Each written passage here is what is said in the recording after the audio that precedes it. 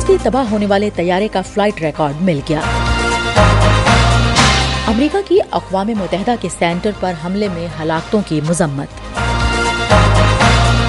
امریکی سینٹ کا اسرائیل فلسطین تنازع کے 2 ریاستی حل کی حمایت کا اعادہ۔ وائس آف امریکہ واشنگٹن سے اہم خبروں کے ساتھ سادیہ زیب رانجھا۔ روس کی تحقیق کاروں نے گزشتہ روز یوکرین کی سرحد کے ساتھ گر کر تباہ ہونے والے روسی طیارے کا فلائٹ ریکارڈ تلاش کر لیا ہے۔ روس کے خبرساں ادارے کے مطابق روس نے اس طیارہ حادثے کا الزام یوکرین پر عائد کیا ہے اور کہا ہے کہ طیارہ یوکرین کے میزائل حملے کے نتیجے میں تباہ ہوا۔ یوکرین کے صدر نے طیارہ حادثے کی بین الاقوامی تحقیقات کا مطالبہ کیا ہے۔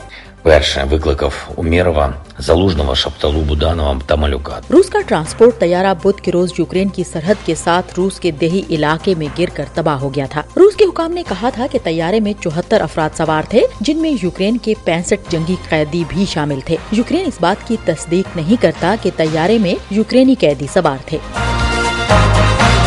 ہم وائس آف امریکہ واشنگٹن سے آپ سے مخاطب ہیں۔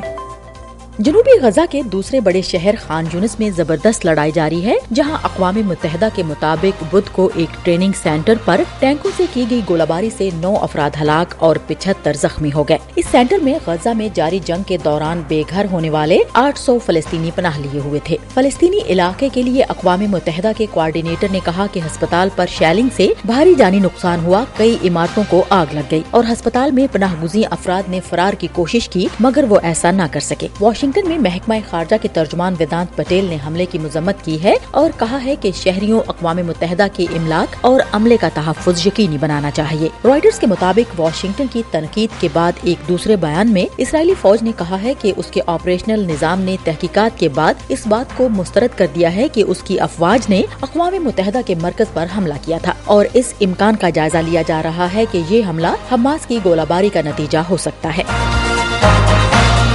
امریکی سینٹ میں ڈیموکریٹک اراکین کی بھاری اکثریت نے ایک ایسے بیان کی حمایت کی جس میں اسرائیل فلسطین تنازع کے 2 ریاستی حل کی امریکی حمایت کا اعادہ کیا گیا۔ سینٹ کے ڈیموکریٹک کاکس کے 51 ارکان میں سے 39 نے تنازع کے مذاکراتی حل کی حمایت کرتے ہوئے ایک ایسی ترمیم کی حمایت کی جو تنازع کے ایسے حل پر زور دیتی ہے جس میں اسرائیل اور فلسطینی ریاستیں ساتھ ساتھ قائم ہوں، ایک محفوظ جمہوری یہودی ریاست کے طور پر اسرائیل کی بقا یقینی بنائی جائے اور فلسطینیوں کی اپنی ریاست کے بارے میں جائز خواہشات پوری ہوں۔ سینیٹر برائن شائٹس نے یہ ترمیم ایک ایسی قانون سازی کے لیے تجویز کی ہے جس کے تحت یوکرین، اسرائیل اور تائیوان کو دفاعی امداد فراہم کی جائے۔ ہم وائس آف امریکہ واشنگٹن سے آپ سے مخاطب ہیں۔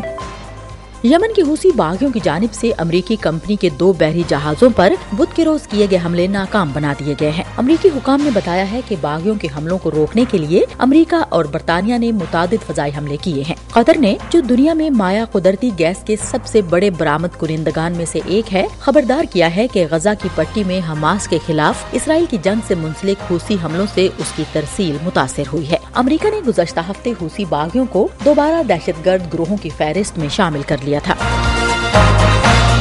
یمن کے حوثی باغیوں نے اقوام متحدہ کے امریکی اور برطانوی عملے اور صنعاء میں قائم انسانی ہمدردی کی تنظیموں کو 1 ماہ کے اندر یمن چھوڑنے کا حکم دیا ہے۔ یمن کی حوثی وزارت خارجہ کی جانب سے اقوام متحدہ کو بھیجے گئے ایک خط میں کہا گیا ہے کہ وزارت اس بات پر زور دینا چاہتی ہے کہ وہ امریکی اور برطانوی شہریت رکھنے والے اہلکاروں اور کارکنوں کو 30 روز کے اندر ملک چھوڑنے کی تیاری کی اطلاع دیتی ہے۔ ہالینڈ کے شہر دی ہیگ میں اقوام متحدہ کی اعلیٰ عدالت جمعے کو جنوبی افریقہ کی جانب سے اسرائیل کے خلاف نسل کشی کے مقدمے میں عبوری احکامات کی درخواست پر فیصلہ جاری کرے گی، جس میں اسرائیل کی جانب سے غزہ میں اپنی جارحیت کو روکنا بھی شامل ہے۔ یہ فیصلہ جنوبی افریقہ کی جانب سے بین الاقوامی عدالت انصاف میں دائر مقدمے کا ابتدائی مرحلہ ہے، جس میں الزام عائد کیا گیا تھا کہ غزہ میں حماس کے ساتھ جنگ میں اسرائیل کی فوجی کارروائیاں نسل کشی کے مترادف ہیں۔ اسرائیل نے اس الزام کو سختی سے مسترد کرتے ہوئے عدالت سے کہا تھا کہ وہ مقدمہ خارج کر دے۔ اس کے ساتھ ہی وائس آف امریکہ واشنگٹن کی اردو سروس سے خبروں کا یہ بلیٹن اب ختم ہوتا ہے۔ سادیہ زیب رانجھا کو اجازت دیجیے۔